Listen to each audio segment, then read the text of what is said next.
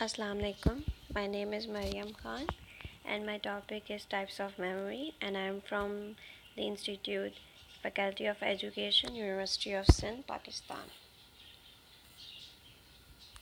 Types of memory. Memory is a much complicated concept than what is generally understood. The general understanding of memory is storing certain information, but the definition is too vague to be used as a complete definition of memory. There are different types of memory. Sensory memory. The part of the memory where any information is first registered is called sensory memory. Has a large capacity. It corresponds approximately to the initial 200 to 500 milliseconds after an item is perceived. A simple example of sensory memory is to look an item and remember what it looked like with just a second of observation or memorization. Degradation of this kind of memory is remarkably quick, as this type of memory stores information as it senses, regardless of the body's consciousness. Then short-term memory. It's a primary or active memory that is capable of holding small amount of information for a brief period of time. This form of memory is capable of storing information for 30 seconds or even less without rehearsal. Rehearsal and checking are two basic methods that can be used to prevent the eradication of information, and the information can be switched from short-term memory to long-term memory. Then long-term memory. This form of memory is a memory store capable of storing large quantities of information for potentially unlimited duration.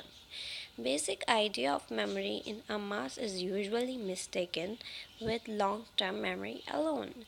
Going deeper into the topic, there are different characteristics that affect the long-term memory. A classic example of long-term memory is being able to resemble incidents from our childhood. Then information processing theory. This theory equates thought mechanism to that of a computer in that it, it receives input, processes and delivers output. Information gathered from the senses input is stored and processed by the brain and finally brings about a behavioral response output. Then multistore model of memory. The multistore model of memory, also known as modal, what was proposed by Atkinson and shiffrin in 1968 and is a structural model. They proposed that memory consisted of three stores: a sensory register, short-term memory, and long-term memory. Information is detected by the sense organs and enters the sensory memory. If attended to, this information enters the short-term memory is transferred to the long-term memory only if the information is rehearsed, in essence repeated.